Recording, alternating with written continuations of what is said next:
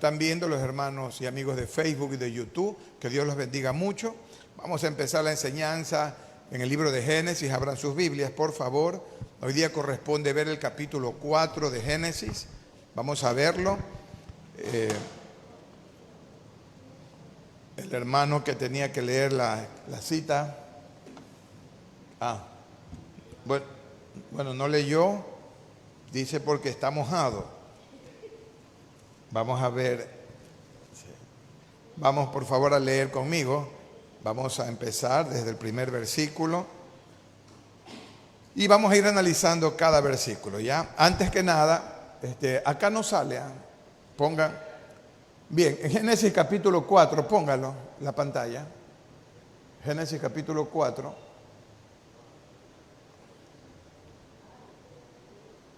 Ya, a ver, verán, en este capítulo vamos a ver nosotros el progreso de la maldad. Abarca hasta el capítulo 6, versículo 8. Vamos a ir viendo cómo la maldad va progresando luego de la caída del hombre. Ya eso lo revisamos en Génesis capítulo 3. Bueno, el pecado de Adán no queda solo en el acto, escuchen, no queda solamente en el hecho, sino que se disemina, o sea, se riega, se esparce por todo el mundo a través de sus descendientes. La maldad crece, produciendo un mayor alejamiento del ser humano respecto de su relación con Dios. Todos los que conocen la Escritura saben que en el libro de Romanos, capítulo 3, versículo 23, se señala que por cuanto todos pecaron, están destituidos de la gloria de Dios. Eso dice la Escritura. Entonces eso pasó por causa del pecado y aquí vamos a ir viendo cómo empieza a darse ya este pecado, cómo empieza a prosperar, por decir así, ¿ya? Leamos el primer versículo, dice: conoció Adán a su mujer Eva, la cual concibió y dio a luz a Caín, y dijo: por voluntad de Yahweh he adquirido varón. Ahí sentaditos pidámosle a Dios que guíe la palabra. Señor mi Dios y Padre eterno, en el nombre de Jesús, rogamos, Padre, tu bendición para que seas tú prosperando el mensaje de hoy día y que los oyentes, Señor, puedan guardar en su corazón el mensaje de tu palabra para la edificación de tu iglesia y para que ellos puedan compartirlo a amigos y familiares. Gracias en el nombre de Jesús. Amén y amén. Bien, a ver, entonces la primera palabra, aquí no sale. Ya, la primera palabrita que aparece ya, que ha causado mucho revuelo, y inclusive muchas religiones han intentado desvirtuar esto.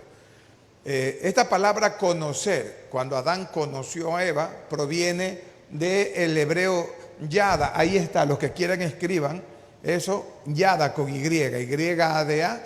Eso significa conocer, la conoció.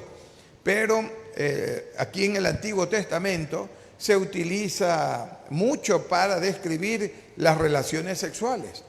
Por eso cuando se señala que José conoció a María, se sabe que él tuvo relaciones con María y tuvo nuestro Señor Jesús hermanos de sangre de María y de José, ¿no? Entonces, para aclarar eso, esta palabra yada significa conocer. Ahora, si se dan cuenta, dice Eva: por voluntad de Yahweh ha adquirido varón. O sea, estaba ella contenta, ¿sí o no? Estaba jubilosa. Esta expresión de júbilo de Eva es un reconocimiento de que la vida es un don de Dios. Y estábamos revisando nosotros en el libro de Génesis este domingo, que a pesar de que por medio de la mujer, cuando la serpiente engatusó a Eva, Eva fue la que empezó con este problema de faltar a la palabra de Dios. Y ella dio de comer al marido. Entonces, cuando vemos el Señor le envía una maldición, por decir así, a la mujer, la cual le causó muchos dolores, especialmente sus preñeces y en el parto. Y señaló que el deseo sería para su marido. Entonces siempre la mujer está sujeta al esposo. Entonces todo esto, aunque eso ocurrió y por causa de Eva se introdujo la muerte, el Señor utilizó a esta mujer para que la vida continúe, porque ellas son las que están pariendo y dan continuidad a la vida, ¿no? Leamos el versículo 2 hasta el 5. Dice: después dio a luz a su hermano Abel, y Abel fue pastor de ovejas, y Caín fue labrador de la tierra. Y aconteció andando el tiempo que Caín trajo del fruto de la tierra una ofrenda a Yahweh. Y Abel trajo también de los primogénitos de sus ovejas, de lo más gordo de ellas, y miró Yahweh con agrado a Abel y a su ofrenda. Pero no miró con agrado a Caín y a la ofrenda suya. Y se ensañó Caín en gran manera y decayó su semblante. Miren, hermanos, y los que están viendo por favor esta transmisión, hay un asunto importante de analizar aquí. La actitud de Caín es la que no le agradó a Dios. Algunos predicadores dicen que es porque el uno trajo una oveja y el otro trajo de fruto. Aquí lo que yo veo que no, la ofrenda, obviamente el Señor es el Cordero de Dios que quita el pecado del mundo, y quizás esté representado por la ofrenda que hizo Abel. Pero si vamos a justicia y Dios es justo, Caín no podía ofrecer ovejas. Es lo que tenía que ofrecer, era lo que estaba produciendo. Pues el dueño de las ovejas era Abel. Lo que aquí determina el sentir de nuestro Dios es la actitud con la que llegó Caín. ¿Con qué actitud llegó él a dar la ofrenda a Dios? ¿Qué fue lo que le ofreció? ¿Simplemente cogió lo que estaba ahí? ¿O no vio lo mejor, las primicias? No sé. En cambio, la actitud de Abel fue otra, ¿no? La actitud de Abel fue traer lo gordo, lo mejor del rebaño, y le ofreció a Dios con una actitud agradable a Dios. Por eso nuestro Dios rechazó la ofrenda de Caín y aceptó y miró con agrado, hermanos, la ofrenda que hizo Abel. Esta palabra agradar es importante, ya la vamos a ver en algunos versículos del Nuevo Testamento, ¿ya? Entonces, ¿pero qué pasa? ¿Qué es lo que ocurrió aquí cuando hablamos de actitud? Miren, según el libro de Hebreos, la actitud de Abel, que era la fe que él tenía, fue la que marcó la diferencia. La diferencia entre Abel y Caín fue la fe con la cual este hombre ofrendó a Dios. Y aquí no se trata de mucho o poco, sino que si en lo poco eres fiel, en lo mucho te pondrá el Señor. Recuerden lo que pasó con la viuda que dio 2 blancas. Ella no dio, quizá era poco, ok, pero para ella era todo. O sea, y no es tanto, es esa cantidad, sino cómo lo hace de corazón a Dios. ¿Qué es lo que hacen de corazón a nuestro Dios? Ahora, en el libro de Hebreos, en el capítulo 11, en el versículo 4, miren por favor, dice: por la fe, aquí está en la pantalla, por la fe, Abel ofreció a Dios más excelente sacrificio que Caín. Fue por la fe que ofreció más excelente sacrificio, por lo cual alcanzó testimonio de que era justo, dando Dios testimonio de sus ofrendas, y muerto, porque está muerto, Abel murió, aún habla por ella, por esa ofrenda que dio. No era poco, era bastante, era lo mejor que tenía, le dio a Dios, le dio a él. ¿Estamos de acuerdo? Ahora, Abel dio esta ofrenda por necesidad, lo dio con tristeza. No, lo dio con agrado porque sabía a quién le daba. El corazón de Abel estaba identificado en una relación genuina con Dios. Por eso el libro de Segunda de Corintios, capítulo 9, versículo 7, Segunda de Corintios 9, 7, miren lo que dice: cada uno dé como propuso en su corazón, no con tristeza ni por necesidad, porque Dios ama a ¿quién? Al dador alegre. Si alguna persona viene a ofrendar acá y da con tristeza, entonces, mi hermano, eso no le agrada a Dios. Claro, si estás esperando alguna retribución de Dios, que Él es maravilloso y muy bueno, espero que no vengas por eso, pero si es así, entonces lo que siempre he dicho, mejor guárdatelo en el bolsillo y anda y come un helado con tu familia, porque ahí te va a hacer más provecho. Porque Dios no se agrada del que da con tristeza, el que da obligado, el que da por necesidad. No, no, no. Dios se agrada del que da con alegría de corazón. Amén. El que da con alegría de corazón.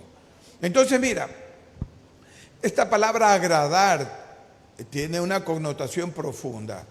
En el libro de Eclesiastés, capítulo 2, versículo 26, el Señor señala algo que escribió el rey Salomón en su sabiduría, imagínate. Eclesiastés 2:26 nos dice, porque al hombre que le agrada a Dios, escuchen, al hombre que le agrada a Dios, la palabrita agradar, Dios que le da sabiduría, ciencia y gozo, más al pecador da el trabajo de recoger y amontonar para darlo ¿a quién? Al que agrada a Dios.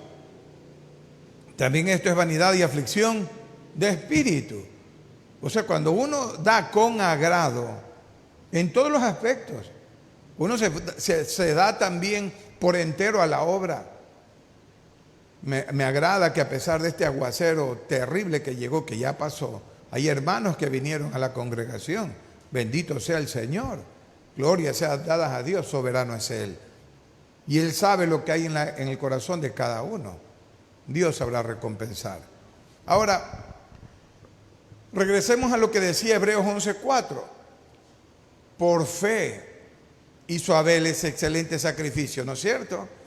Y bueno, y eso ocurre algo maravilloso porque eso agradó a Dios. Porque dice Hebreos 11:6, sin fe es imposible agradar a Dios. Pues hermanos, tú puedes dar una ofrenda de $1,000, $10,000.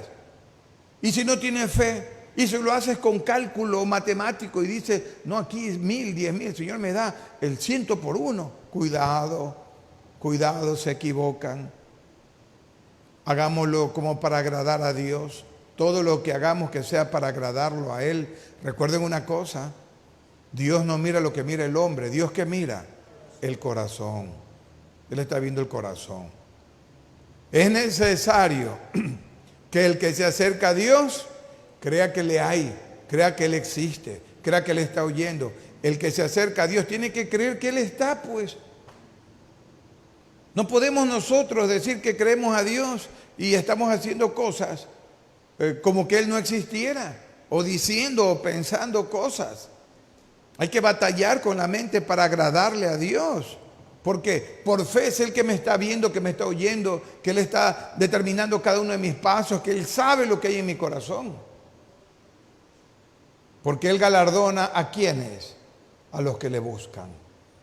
A los que le buscan. Amén, iglesia. Amén. Entonces miren la importancia de agradar a Dios. Caín fue rechazado y su ofrenda, pero la ofrenda de Abel fue recibida con agrado a Dios. Veamos el versículo 7, por favor.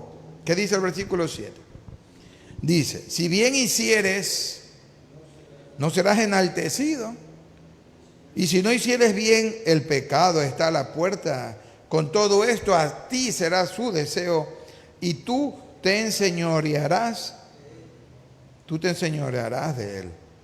Sí, mis hermanos, mira. A ver, vamos analizando este versículo 7, la primera parte, 7a. Recuerden que lo dividimos en literales, estos versículos, cuando encontramos un signo de puntuación. Verán, la tentación o pecado, hermanos, se presenta aquí con la figura de un animal, como que estuviera agazapado, dispuesto a atrapar a su presa. Algunos documentos asirio-babilónicos, documentos de sabios orientales antiguos, hacen referencia a un demonio que acechaba a sus víctimas junto al camino. Escuchen por favor lo que estamos diciendo. Este versículo habla de que el pecado estaba ¿dónde?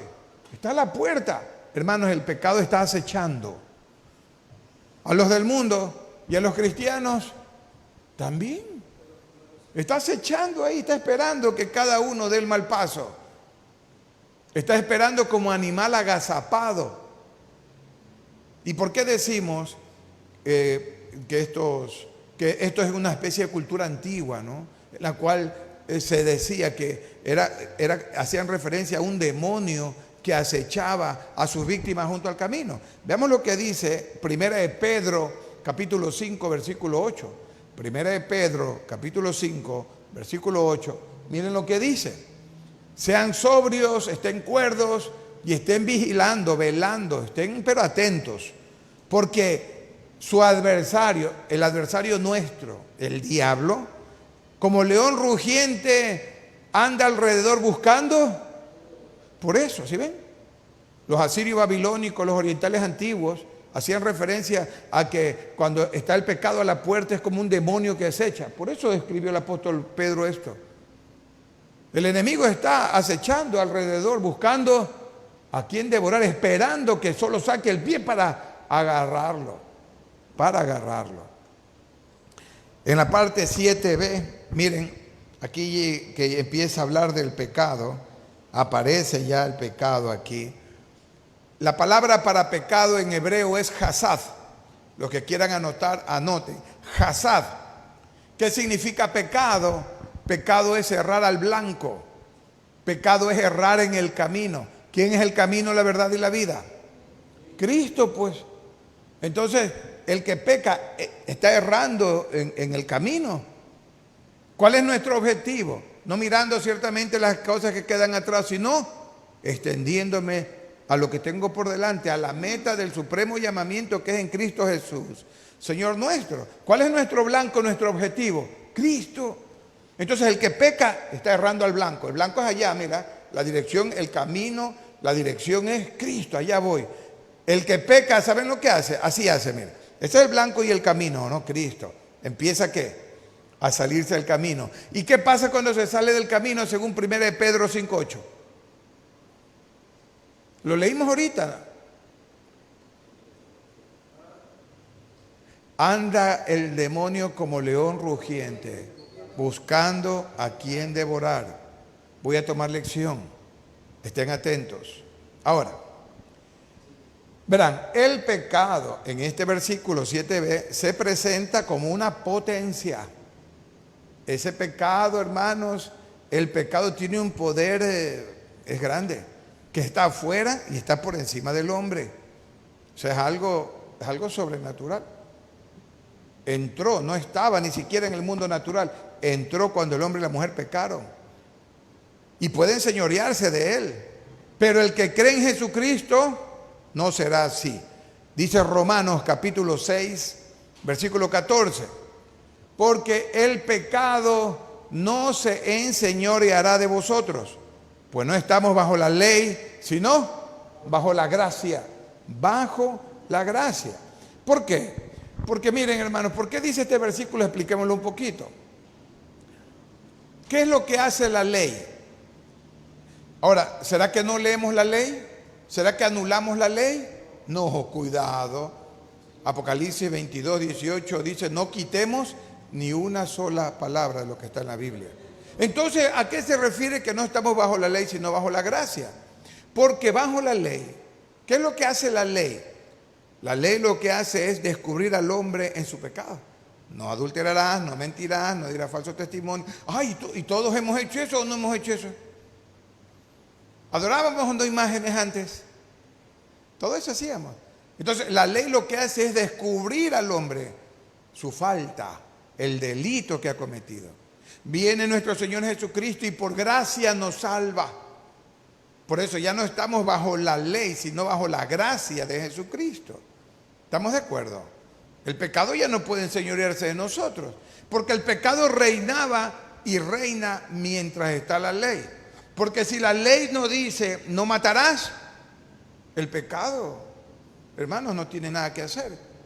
Si la ley, no hay pecado si no hay ley. ¿Estamos de acuerdo? Porque si la ley no dice no adulterarás, entonces pueden adulterar porque no hay ley que diga lo contrario. ¿Estamos de acuerdo? Pero cuando la ley dice no adulteres, el que adultera infringe la ley y el pecado se enseñorea. ¿Comprenden eso? Ahí se enseñorea el pecado. Mientras tanto no puede. La ley, el pecado aparece cuando aparece la ley que fue puesta por causa de la transgresión del hombre. Sin la ley no se podía regir Hubiera sido una anarquía y quizá la especie se hubiera eliminado. Veamos en los versículos 8 al 10. Miren lo que dice la palabra de Dios. Y dijo Caín a su hermano Abel: salgamos al campo. Y aconteció que estando ellos en el campo, Caín se levantó contra su hermano Abel y lo mató.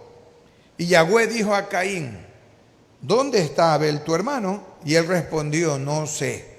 ¿Soy acaso guarda de mi hermano? Y él le dijo: ¿qué has hecho? La voz de la sangre de tu hermano clama a mí desde la tierra. Hermanos, primero grosero este hombre. A Dios se le porta altanero. ¿Soy acaso guarda de mi hermano? Y en realidad nosotros somos guardas de nuestros hermanos, ¿o no? Pero lógico, pues. Claro, pues. Tengo que estar viendo que si alguien está pecando, decirle: hermano, no lo hagas. Ayudarlo, exhortarlo. A nuestros hijos, si nuestros hijos pelean, no vale que ellos sigan enemistados. Hay familias enteras que porque han peleado desde tiempos atrás, los hijos han crecido odiándose y lamentándose mucho. Entonces, a buena hora, los padres hacen en reconciliar a los hermanos. ¿Estamos de acuerdo? Verán, los antiguos consideraban que la sede de la vida estaba en la sangre. Eso, y no solamente lo consideraban, sino que lo sabían. Y esa le pertenecía a Dios. El clamor de la sangre es un reclamo de justicia, el cual Dios va a atender, hermanos. Miren lo que dice el libro de Levítico capítulo 17 en el versículo 11. Levítico 17, 11. Miren: porque la vida de la carne en la sangre está, y yo se las he dado para hacer expiación sobre el altar por vuestras almas. Y la misma sangre hará expiación de la persona. Eso también está en el libro de Hebreos. Porque sin derramamiento de sangre no hay remisión de pecados. No existe remisión de pecados. La vida está en la sangre. Y Caín, al matar a Abel, derramó una sangre inocente, la cual clama, hermanos, la cual clama. Y una cosa importante, hermanos, aquí, nuestro Señor va a atender ese reclamo en el libro de Apocalipsis capítulo 6, cuando se abre el quinto sello de los sellos apocalípticos. Cuando se abre el quinto sello, ahí se encuentra que dice que Juan vio bajo el altar las almas de los que habían muerto por el testimonio de Jesucristo y por la palabra de Dios. Estaba ahí, la sangre de ellos clamaba a Dios. Mi Señor va a atender esa sangre derramada. No crean que va a quedar impune. No, ante Dios ninguna persona quedará sin ser juzgado. Veamos el versículo 11 hasta el 14.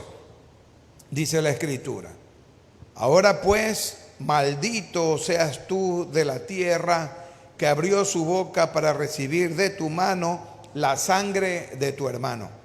Cuando labres la tierra, no te volverá a dar su fuerza. Errante y extranjero serás en la tierra. Y dijo Caín a Yahweh: grande es mi castigo para ser soportado. He aquí, me echas hoy de la tierra, y de tu presencia me esconderé, y seré errante y extranjero en la tierra, y sucederá que cualquiera que me hallare me matará. Miren, primera cosa, si nos damos cuenta, Caín no tenía la más mínima gota de arrepentimiento. Vean lo que dice la Escritura. A él lo único que le preocupaba, lo único que le tenía a él asustado, digamos así, ocupado, preocupado, era que iba a ser expulsado de una tierra cultivable, de una tierra virgen, productiva. Eso era lo que le preocupaba. Para ir a morar en lugares desérticos, en lugares errantes, donde viven, escuchen, demonios y malhechores. ¿Por qué creen ustedes? Y a veces yo me ponía a pensar, ¿no? Me acuerdo tanto los cuentos de mis abuelos, que ya fallecieron ellos. Me sentaba a escucharlos hoy. Y ellos contaban de la viuda. ¿Han oído de la viuda? de la Llorona, la mujer sin cabeza, del duende. ¿Han oído eso?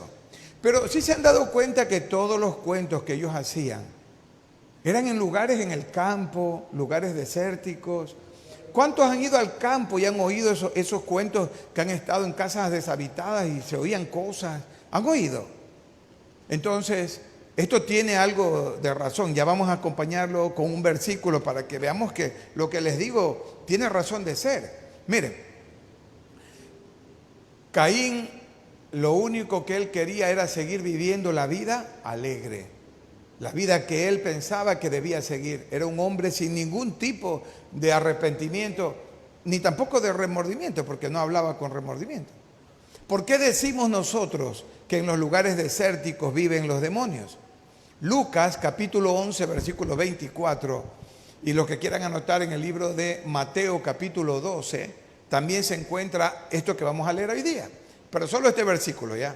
Miren lo que dice. Cuando el espíritu inmundo sale del hombre, ¿anda por dónde? ¿Cuáles lugares? Secos, lugares desérticos, lugares secos. ¿Ya? ¿Qué anda haciendo? Busca reposo, busca dónde entrar. Y cuando no lo haya, regresa a su antigua morada de donde salió. No dice, volveré de donde salí. Eso es un hecho. Todos conocen la historia que les conté cuando salí a predicar en Pujilí con un hermano que me llevaba, y ese día de noche, ese camino era abandonado, hermanos, no había un alma, pues, camino de piedra, y me respiraban en la nuca durísimo. ¿Se acuerdan que les comenté? Ya, entonces, son espíritus, hermanos, que están en estos lugares desérticos, desiertos, abandonados. Es terrible. Leamos por favor el versículo 15. Le respondió Dios, ciertamente cualquiera que matare a Caín, 7 veces será castigado. Entonces Yahweh puso señal en Caín para que no lo matase cualquiera que le hallara. Cualquiera de nosotros, ¿qué haría? Que se muera ese perverso, ¿verdad? Mi Dios no es así. Mi Dios no es así. Y hay cosas que a veces nosotros no llegamos a comprender la voluntad de nuestro Dios. O sea, ¿se acuerdan en la época de la pandemia? ¿Cuántas personas buenas murieron? Y los malos siguieron viviendo, hermano. Ni el COVID les dio. ¿Han visto en la cárcel a los hacheritos? Ni el COVID les dio. ¿Sí se han dado cuenta? Y uno preguntará, bueno, ¿y por qué?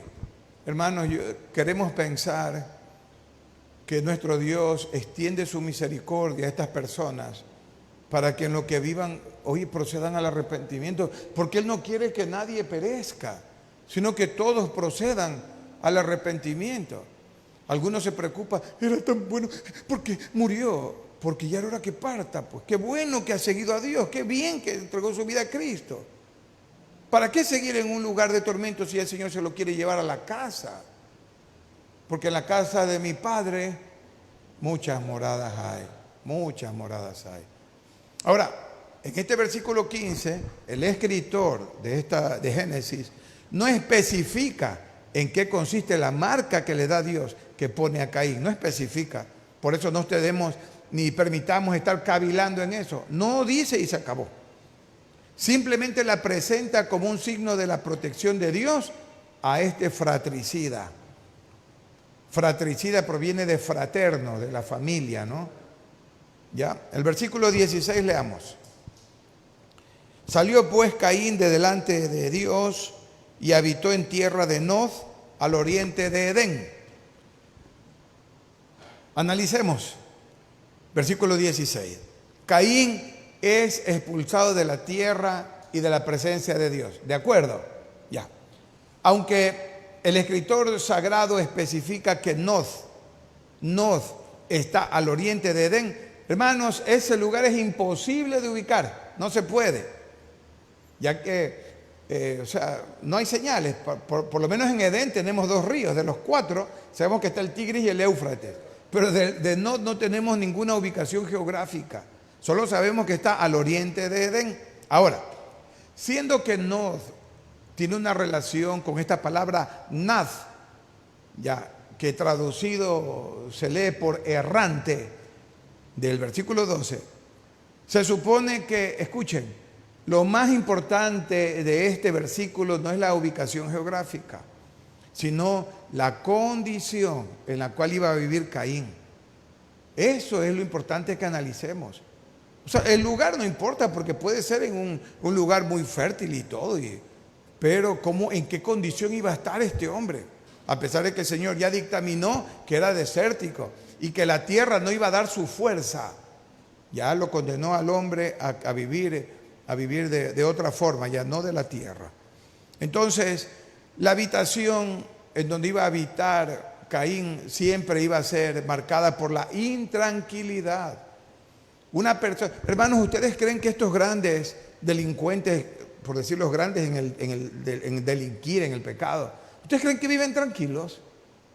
Las personas que hacen dinero mala vida, ¿ustedes creen que viven tranquilos?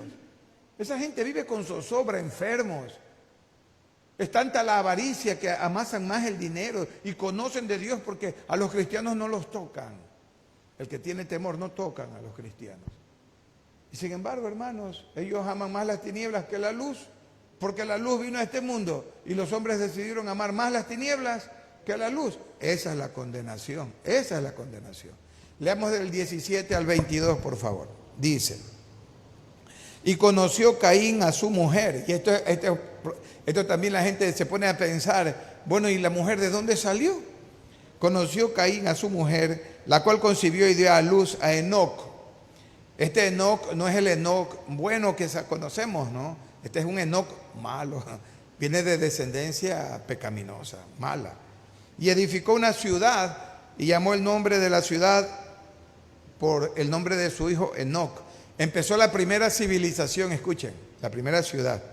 Y a Enoc le nació Irad, e Irad engendró a Mehujael, y Mehujael engendró a Metusael, y Metusael engendró a Lamec. Y Lamec tomó para sí 2 mujeres. El nombre de la una fue Ada y el nombre de la otra Sila. Y Ada dio a luz a Jabal, el cual fue padre de los que habitan en tiendas y cría ganados. Y el nombre de su hermano fue Jubal, el cual fue padre de todos los que tocan arpa y flauta.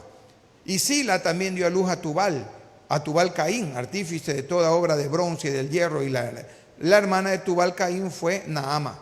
A ver, hermanos, a ver. Empecemos con el versículo 17. Caín conoció a su mujer. Y la gente dirá, ¿cuál mujer si él salió solo? Oigan, hermanos, estos hombres vivieron hasta 900 años. Yo creo que él, o el resto de hermanos suyos y todo lo que vendría, deben haber tenido hijos e hijas. Tiene que haber sido una hermana, tiene que haber sido alguien de la familia. Ahora, de hecho, no tiene que asombrarnos eso. Si saben que nosotros, toda la humanidad goza de una hermandad. Todos provenimos de Adán y Eva. Al fin y al cabo, todos somos familiares, viéndolo desde ese punto de vista. Así que también no estemos demorando mucho en cómo será la mujer de Caín, quién era. Hay un libro apócrifo que forma parte de los deuterocanónicos, que pueden encontrarlo quizá en las Biblias católicas, pero se llama el libro de Enoc. Ese libro de Enoc, ahí parece que aparece, da detalles de cómo Caín conoce y toma a su mujer. Pero al ser un apócrifo que no está dentro de los cánones de las personas que gozan de reputación para dar certeza de que esta palabra es fiel, entonces es mejor tomarlos como libros históricos y nada más, ¿ya? Esos apócrifos. Ahora, ¿qué más dice, hermanos? Ya empezó la primera civilización. Miren, para los antiguos, la genealogía era muy importante, hermanos, ¿ya? Porque por medio de la genealogía, los antiguos podían determinar de qué clan venía, o esa persona podían ver de qué tipo de pueblo, de qué tipo de grupo de personas provenía. Como repito, Caín es el iniciador de la civilización, funda la primera ciudad. Y una cosa, él es el padre de los ganaderos, ¿sí vieron? ¿Y padre de quiénes más? De los músicos. Escuchen, por eso la música es muy atacada por los demonios. Si ustedes ven, hay muchos cantantes de música que han hecho pactos con el enemigo, cosas terribles. Y de hecho, uno de los ministerios que hay que tener mucho cuidado es, ¿cuál ministerio? El de alabanza. De alabanza. Es un ministerio, hermanos, en donde se desatan cosas tremendas. Aquí hemos tenido grandes contratiempos con personas que han querido liderar el ministerio. Han estado mal. Esperamos ya ir.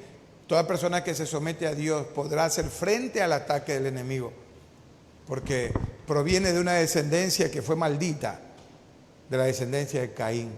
Ahora, si vemos en el Salmo 150, todo lo que respire, entonces el enemigo es el que trata de dañar. La música es una bendición de Dios, es una bendición. ¿Está bien?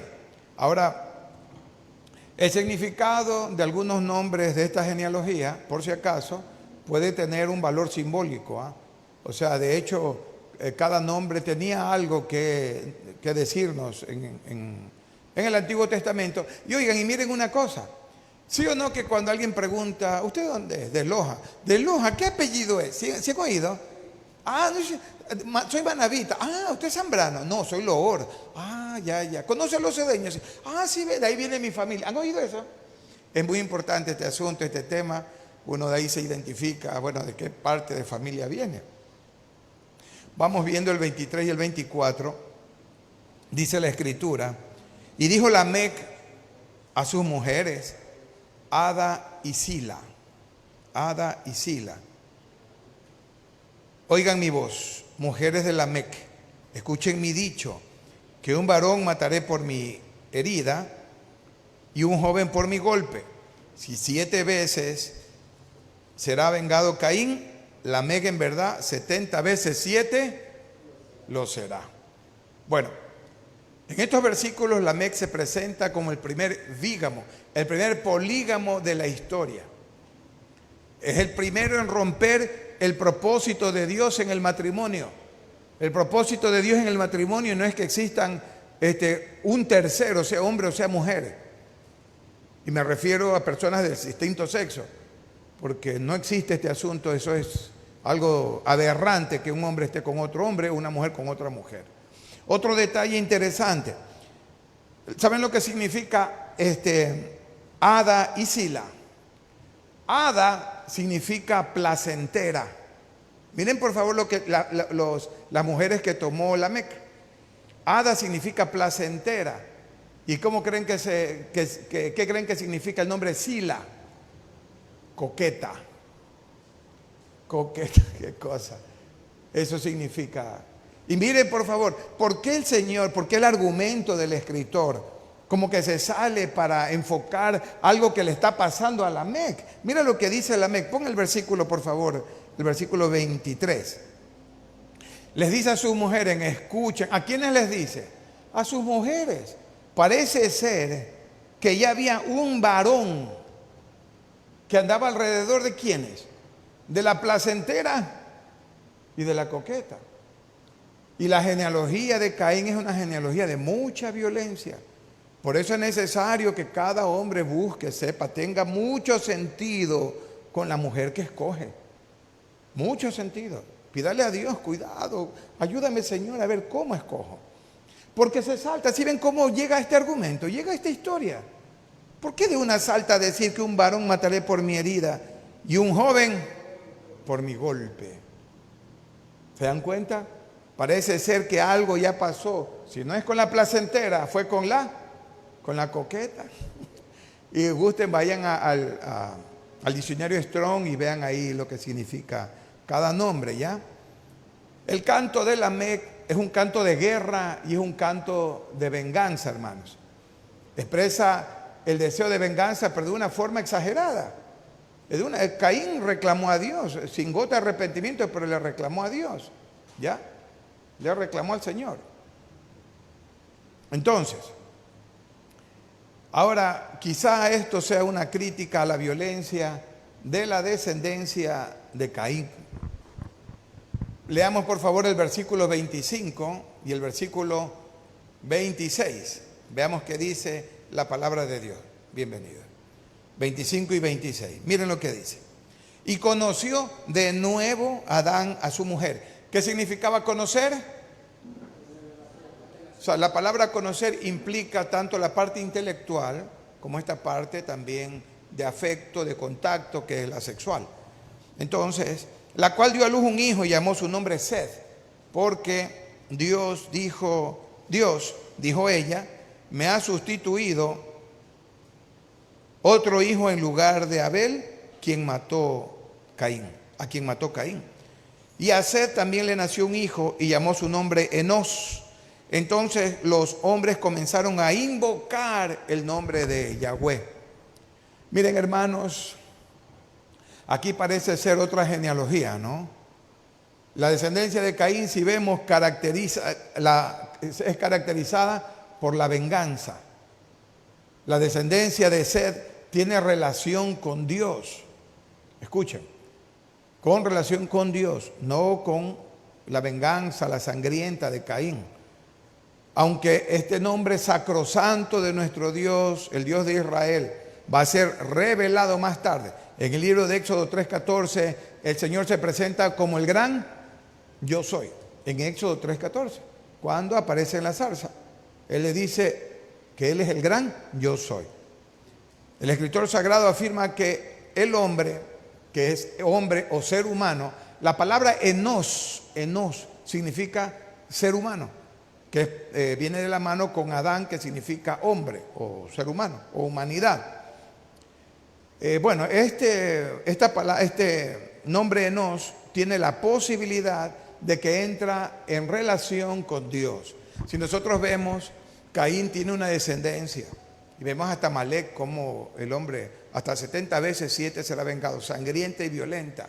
Y aparece ya esta otra genealogía que estaremos revisando ya el día viernes, el capítulo 5, que tiene que ver ya con Seth, que tiene que ver con una descendencia ya más santa. Porque aquí imagínense lo que dice el versículo 26, los hombres empezaron a invocar el nombre de Dios. Y aquí, mis hermanos, para ir terminando con esta enseñanza del Génesis capítulo 3, cuando el hombre invoca a Dios, algo ocurre. El hombre empezó a ver que hay un Dios sobrenatural, y como vamos a ver nosotros más adelante en el capítulo 5, dice que a Seth le nació, o sea, el hijo que nació es a imagen y semejanza. En serio, así dice. Ya vamos a ir viendo eso en el viernes. Pero abran sus Biblias un ratito y ponga por favor Romanos capítulo 10, versículos 9 y 10. Romanos 10, versículos 9 y 10. ¿Qué dice? Romanos 10 dice que si confesares con tu boca que Jesús es el Señor y creyeres en tu corazón que Dios le levantó de los muertos, ¿qué dice? Serás salvo. ¿Por qué? Porque con el corazón se cree para justicia, pero con la boca se confiesa para salvación. ¿Cuál es esta confesión? ¿De qué se trata esta confesión? Dice el versículo 13 de Romanos 10, el 13, miren lo que dice. Porque todo aquel, ¿qué dice? Que invocare el nombre del Señor será salvo. El que invocare el nombre del Señor será salvo. La gloria sea para Dios, soberano es Dios. Él nos ha permitido poder invocar su nombre. De hecho, cuando alguna persona está en su casa, está en algún problema, tiene alguna posibilidad de un accidente o algo, e invoca el nombre del Señor, yo no sé en esa fracción de segundos qué pasará, pero yo solo sé que el que invoca el nombre del Señor será salvo. Y nosotros, por la misericordia de Dios, pese a tener una descendencia pecaminosa que se transmite de generación en generación. Recuerden, los niños no nacen con un pan bajo el brazo. Los niños vienen con una descendencia pecaminosa. Por eso a los niños hay que instruirlos en el camino de Dios. Porque a los niños no hay que instruirles en lo malo. Lo malo viene ya en su ADN. Ya viene grabado ahí. Al niño hay que instruirlo en el camino para que cuando fuere viejo no se aparte de él. Y mientras más tiempo pase y los niños no conozcan a Dios, hay muchas posibilidades, como estamos estudiando, de que el mal prospere, progrese en su alma sin que los padres se den cuenta. Por eso, cuando es tiempo, hay que hacerlo, dice la Escritura, trabajad mientras hay luz del día. La noche avanza y no se puede trabajar. Todo padre de familia hace bien en instruir a su hijo.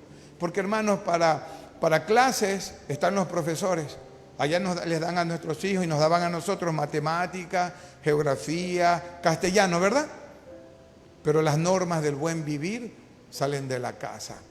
Un padre no puede reclamar a un profesor que su hijo tiene una forma pésima de comportamiento si en la casa no ha sido instruido. Por eso el Señor señala en el libro de Deuteronomio capítulo 6, versículos del 6 al 8, solo resumiendo, las repetirás a tus hijos.